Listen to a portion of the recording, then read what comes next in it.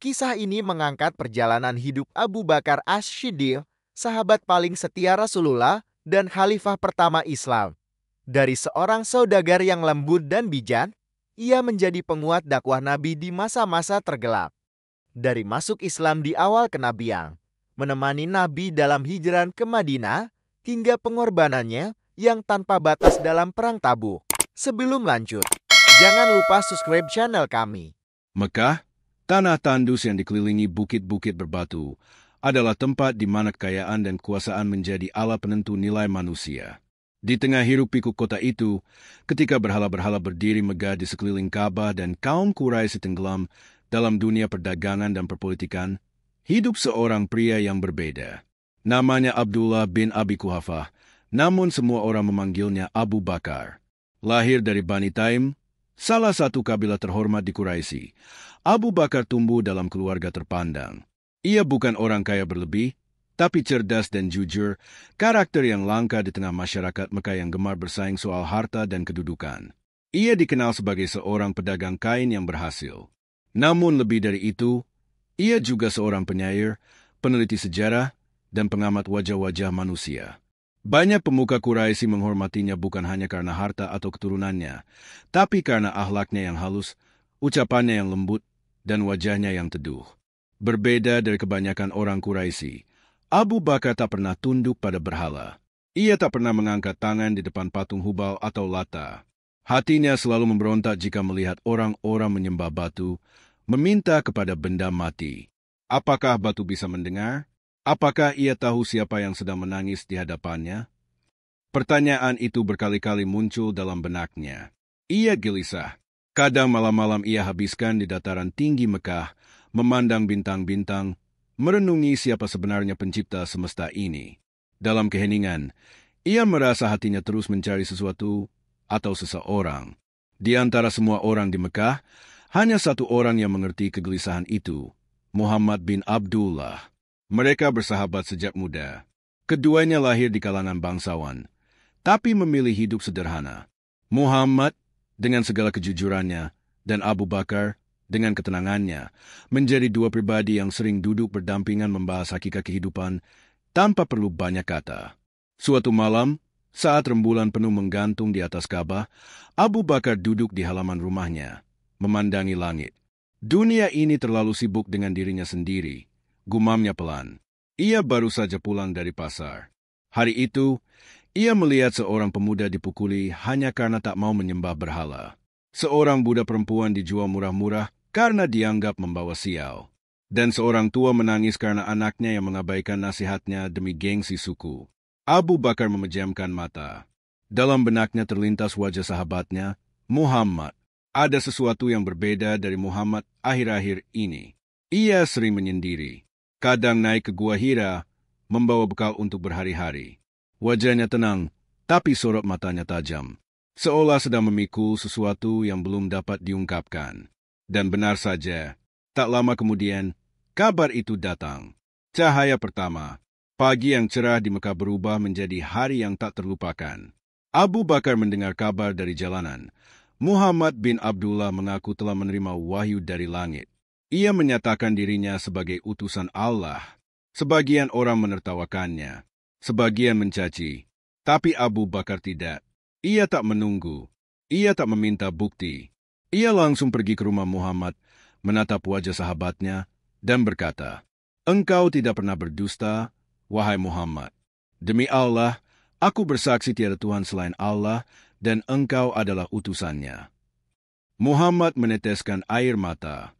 Pelukan keduanya menjadi saksi bahwa di saat dunia mencaci, masih ada satu sahabat sejati yang percaya tanpa ragu.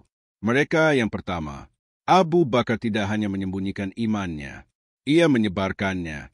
Ia pergi dari satu rumah ke rumah lain, dari satu sahabat ke sahabat lainnya. Karena pengaruhnya yang kuat di kalangan Quraisy, tak sedikit yang menerima Islam melalui tangannya. Utsman bin Affan, Zubair bin Awam, Abdurrahman bin Auf, Sa'id bin Abi Waqqas, Talha bin Ubaidillah, dan lainnya. Islam tumbuh diam-diam. Tapi mata-mata Quraisy mulai curiga, terutama karena nama Abu Bakar ada di baliknya. Tekanan pun dimulai. Abu Bakar dicela di pasar. ditolak di majelis. Bahkan rumahnya dipenuhi teror. Tapi ia tak bergeming. Ia bahkan mengorbankan hartanya untuk membeli budak-budak yang disiksa karena keimanan mereka. Salah satunya adalah Bilal bin Rabah. Berapa harga budak itu? Tanya Abu Bakar kepada Umayyah bin Halaf yang menyiksa Bilal. 10 dinar. Tapi ia budak bodoh. Aku bayar 20. Dan aku bebaskan dia. Suatu malam, Abu Bakar duduk bersama Muhammad. Mereka memandang langit. Angin malam bertiup lembut, dan suara kota perlahan meredup.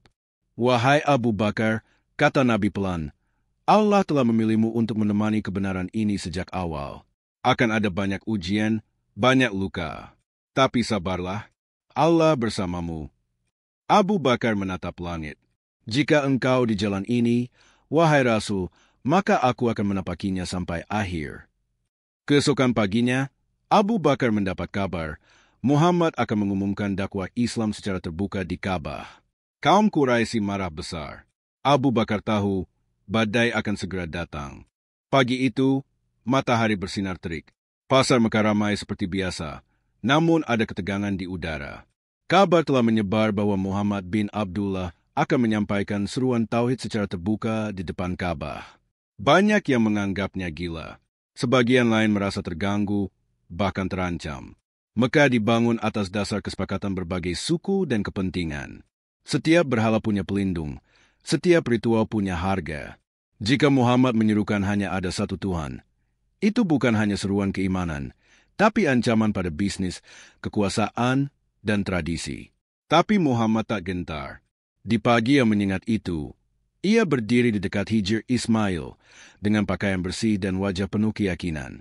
Di belakangnya berdiri para sahabat yang masih sedikit, namun memiliki keberanian yang besar. Abu Bakar, Ali bin Abi Thalib, Bilal bin Rabah, Hadijah, dan beberapa lainnya. Lalu, suara itu menggelegar di tengah alun-alun Ka'bah. Wahai manusia, katakanlah, La ilaha illallah, maka kalian akan beruntung. Orang-orang terkejut. Para pemuka Quraisy saling pandang. Sebagian langsung berteriak mencaci. Sebagian lainnya menghampiri dengan amarah. Cukup Muhammad, apa kau ingin mengadu domba kami? Kau menghina berhala kami. Teriakan bergema, batu dilempar, hinaan dilontarkan. Dan saat itu pula, Abu Bakar maju ke depan.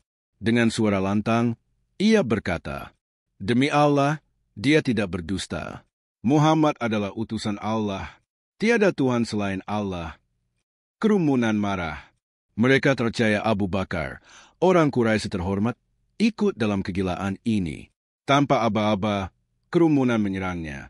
Ia dipukuli, diinjak-injak, ditendang hingga wajahnya bersimbah darah.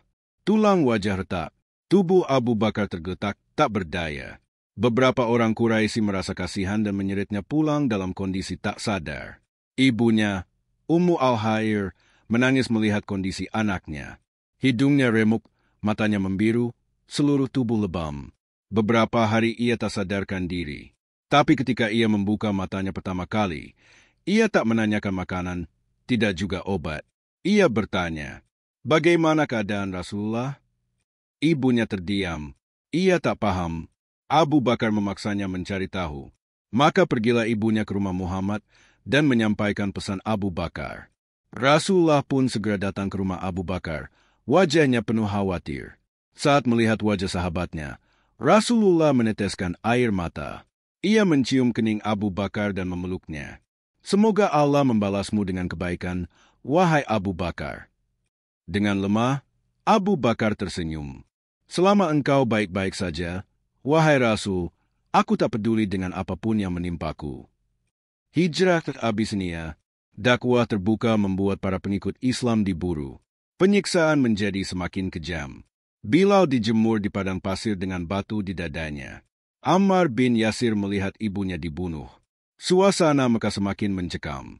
Rasulullah pun memberi izin kepada sebagian sahabat untuk hijrah ke negeri Habasyah, Abyssinia, negeri yang dipimpin oleh Raja Adil bernama Negus. Abu Bakar pun bersiap untuk ikut pergi. Ia sudah mengemas barang dan mulai meninggalkan Mekah.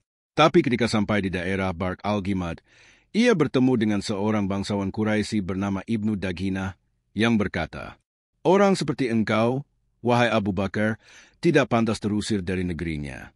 Kembalilah, aku akan lindungi engkau." Abu Bakar setuju kembali ke Mekah dengan jaminan perlindungan. Tapi ada syarat, jangan dakwah terang-terangan. Namun keimanan Abu Bakar tak bisa dibungkam. Ia tetap mengaji di depan rumahnya. Suaranya merdu, air matanya mengalir. Orang-orang Mekah tergugah, bahkan para budak berkumpul untuk mendengar. Akhirnya, para pembesar Quraisy mendatangi Ibnu Daghina.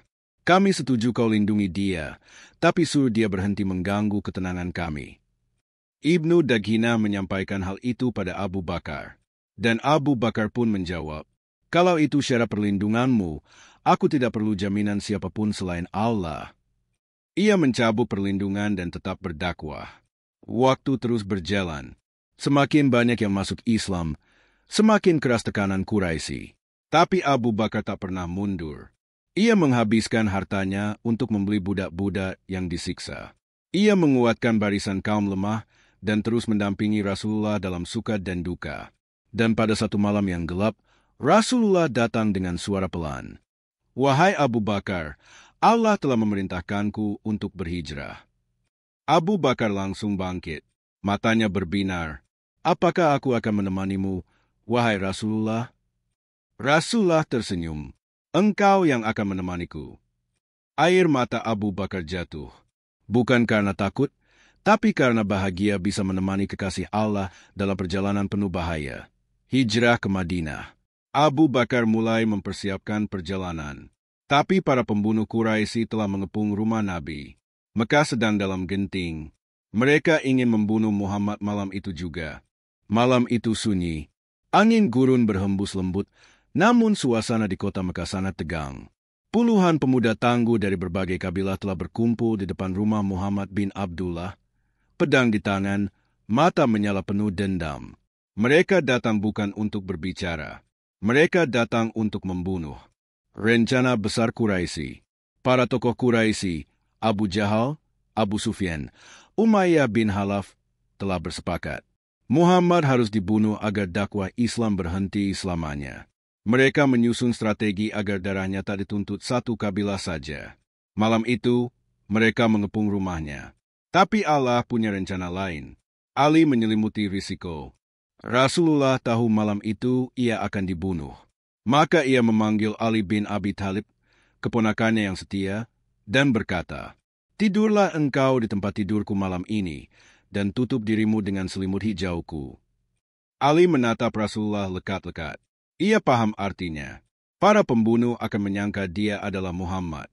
Tapi ia mengangguk tanpa ragu. "Demi Allah, aku takkan bertanya apapun. Jika ini untuk Islam, aku rela." Meninggalkan Mekah di tengah gelap. Saat malam semakin larut, Rasulullah diam-diam keluar dari rumah. Ia mengambil segenggam pasir, dan saat melintas di antara para pengepung, ia membaca ayat dari surah Yasin. "Dan kami jadikan di depan mereka dinding dan di belakang mereka dinding, lalu kami tutup mereka sehingga mereka tidak bisa melihat." Quran Surat Yasin 9. Ia taburkan pasir ke arah mereka. Allah menutup pandangan mereka. Mereka tidak sadar Rasulullah telah melintas di depan mata mereka. Pertemuan rahasia. Rasulullah pun mendatangi rumah Abu Bakar. Ia ketuk pelan, dan Abu Bakar yang sudah menanti berhari-hari langsung membuka pintu. Wajahnya penuh haru. "Saat yang kita tunggu-tunggu telah tiba, wahai Abu Bakar." Abu Bakar tak bisa menahan air mata. Ia memeluk Rasulullah, lalu berkata, "Izinkan aku menemanimu, wahai Rasul." Maka dimulailah perjalanan hijrah, sebuah langkah yang akan mengubah sejarah dunia. Persembunyian di Gua Sur. Abu Bakar dan Rasulullah tidak langsung menuju Madinah. Mereka tahu arah utara pasti diawasi Quraisy. Maka mereka justru menuju selatan, ke arah Gua Sur, tempat yang terpencil di pegunungan gersang. Perjalanan mendaki sangat berat. Kaki Rasulullah berdarah. Abu Bakar menggendong beliau saat jalan menjadi terlalu terjal. Setibanya di gua, Abu Bakar masuk lebih dulu, membersihkan sarang laba-laba dan batu tajam. Ia bahkan menutup lubang gua dengan kakinya agar tidak ada binatang masuk. Salah satu lubang mengandung ular. Tapi Abu Bakar tak bergeming meski dipatuk. Ia rela menahan sakit daripada Rasulullah terganggu. Keajaiban Gua Sur. Saat Quraisy tahu Muhammad tak lagi di rumahnya, mereka mengamuk. Pengejaran dimulai besar-besaran. Hadiah besar diumumkan, 100 ekor unta bagi siapapun yang berhasil menangkap Muhammad, hidup atau mati. Pasukan pengejar mendekati gua. Jejak kaki berhenti di depan gua itu. Tapi ketika mereka melihat mulut gua, mereka ragu. Tak mungkin dia ada di sini. Lihatlah, ada sarang laba-laba dan burung merpati bersarang di depan pintu gua. Kalau mereka baru saja masuk, pasti sarang ini rusak. Mereka pun pergi. Sementara di dalam gua, Abu Bakar berbisik cemas. Wahai Rasul, jika salah satu dari mereka menunduk, mereka pasti melihat kita. Rasulullah menatapnya dengan tenang dan menjawab, apa pendapatmu tentang dua orang yang bersama mereka ada Allah sebagai yang ketiga? Keyakinan itu menenangkan Abu Bakar. 3 hari di gua. Mereka tinggal di gua selama 3 hari. Makanan dan berita disuplai oleh Asma binti Abu Bakar yang menyelinap setiap malam menghindari patroli Quraisy. Ia bahkan menyobek ikat pinggangnya menjadi 2 untuk mengikat bekal, hingga ia mendapat gelar Zatun Nitakain, perempuan dengan 2 ikat pinggang. Setelah 3 hari, saat pengejaran mereda, mereka melanjutkan perjalanan ke Madinah, ditemani seorang pemandu profesional bernama Abdullah bin Uraikid, dikejar Surakah bin Malik. Di tengah perjalanan, seorang pemburu hadiah bernama Surakah bin Malik melihat jejak mereka. Ia mengejar dengan kuda, ingin menangkap Muhammad. Namun saat mendekat, kudanya terjerembab ke tanah dan ia jatuh. Ia bangkit lagi, kudanya kembali terperosok. Sampai akhirnya ia sadar, ini bukan manusia biasa yang aku kejar. Ia memohon ampun, dan Rasulullah bahkan menjanjikan gelang Raja Persia untuknya suatu hari nanti. Surakah pun mundur, dan perjalanan mereka dilanjutkan. Setelah perjalanan yang melelahkan, mereka akhirnya mendekati perbatasan Madinah. Matahari mulai tenggelam di cakrawala, dan dari kejauhan tampak kelompok Ansar menanti dengan penuh haru. Madinah bersiap menyambut 2 tamu agung yang kelak akan mengubah arah sejarah dunia. Abu Bakar melihat Rasulullah turun dari untanya, disambut pekikan Allahu Akbar dari kaum Ansar. Tapi di tengah keramaian, mata Abu Bakar menangkap bayangan musuh Quraisy yang menyusup diam-diam di antara para penyambut. Sambutan di Madinah begitu luar biasa. Anak-anak melantunkan nasyid. Tala al-Badru, alaina, min saniyatil wada. Telah terbit bulan purnama di atas kami dari lembah Wada. Madinah, yang dulu bernama Yatsrib, kini dikenal sebagai Madinatun Nabi, kota Nabi. Tapi kedatangan Rasulullah bukan sekadar pelarian. Itu awal dari perubahan peradaban manusia. Membangun negara baru. Langkah pertama Rasulullah, mempersaudarakan kaum muhajirin, pendatang dari Mekah, dengan Ansar, penduduk Madinah. Kaum Ansar membagi rumah, harta, bahkan ladang untuk saudaranya yang baru datang. Kemudian dibangunlah Masjid Nabawi, bukan hanya tempat salat, tapi juga tempat belajar, musyawarah, dan pemersatu umat. Rasulullah juga menyusun piagam Madinah, kesepakatan antara kaum muslimin, Yahudi, dan kabilah lainnya, menjadikan Madinah sebagai negara yang adil, damai, dan tertib. Namun kedamaian ini tak berlangsung lama. Ancaman Quraisy Mekah. Quraisy Mekah tidak tinggal diam. Mereka melihat Madinah kini jadi pusat kekuatan Islam. Mereka menebar propaganda, mempersenjatai kabilah sekitar, bahkan menyiksa kaum muslim yang tertinggal di Mekah. Tak hanya itu, kafilah dagang Quraisy yang dipimpin Abu Sufyan, penuh harta, melintasi rute dekat Madinah.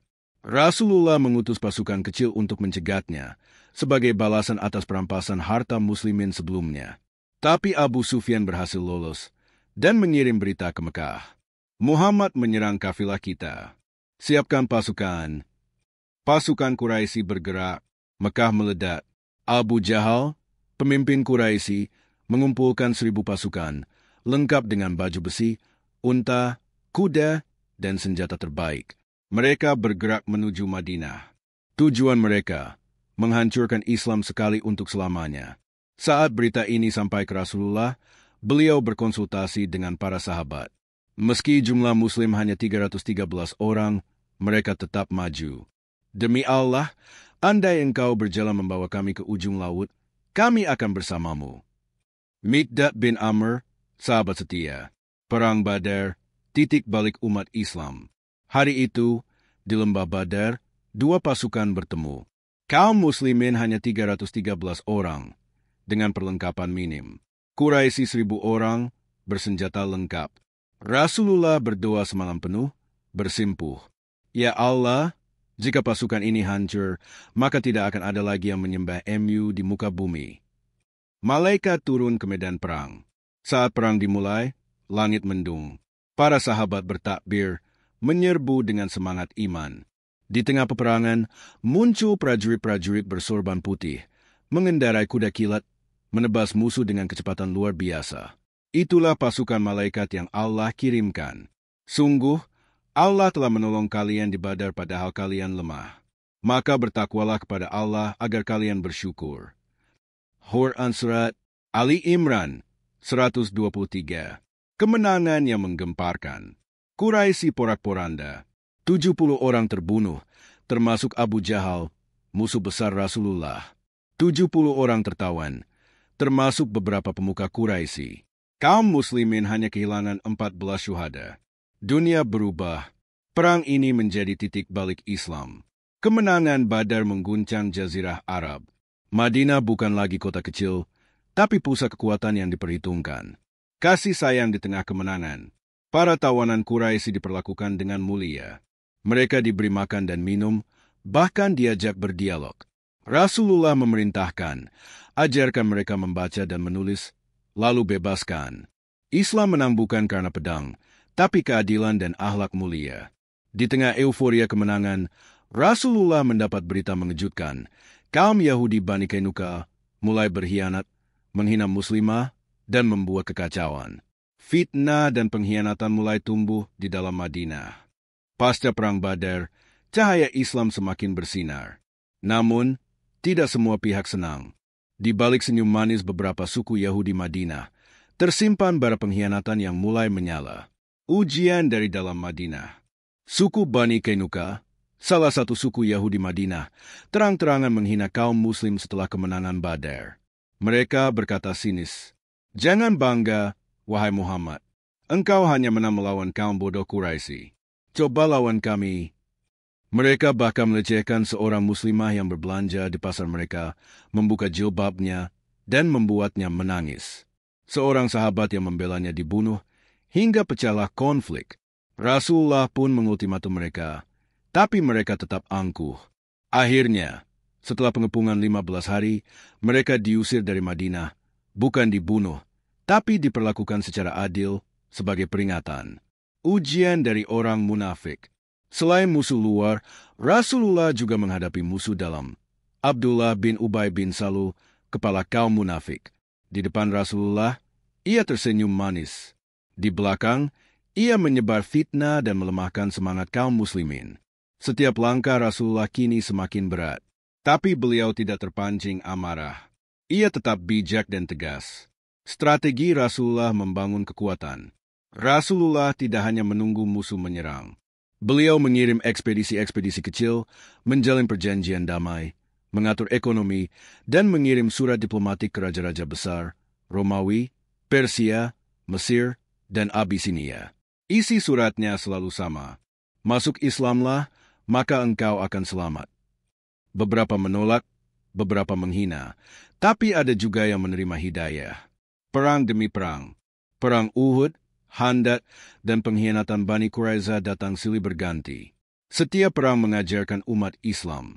Uhud, pentingnya taat dan sabar, meski kalah. Khandaq, kekuatan strategi dan kerjasama. Bani Quraiza, bahayanya pengkhianatan saat krisis. Kemenangan besar, Fathu Makkah. Tahun 8 Hijriah, setelah bertahun-tahun terpisah dari kota kelahirannya, Rasulullah kembali ke Mekah. Tapi kali ini bukan sebagai orang yang terusir, melainkan pemimpin besar. Dengan 10.000 pasukan, Rasulullah masuk tanpa pertumpahan darah. Kaum Quraisy gemetar, takut akan dibalas. Tapi apa yang Rasulullah katakan? Pergilah kalian. kalian bebas. Mekah takluk bukan oleh pedang, tapi oleh ampunan dan kasih sayang. Perpisahan terakhir. Tahun 10 Hijriah, Rasulullah menunaikan Haji Wada, Haji Perpisahan.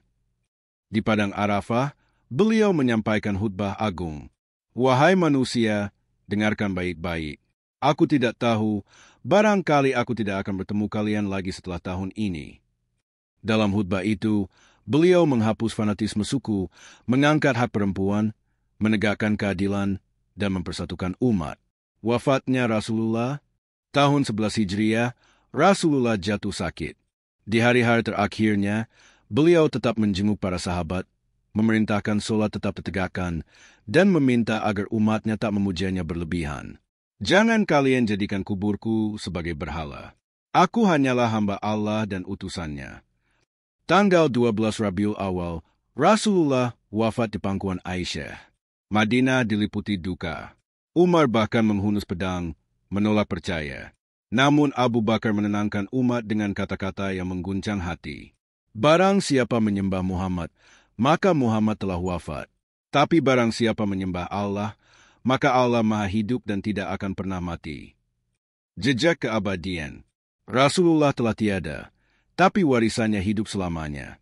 Kitab suci Al-Quran, sunnah yang penuh hikmah, peradaban Islam yang menyinari dunia, dan umat yang hingga hari ini tetap bersaksi. La ilaha illallah, Muhammadur Rasulullah.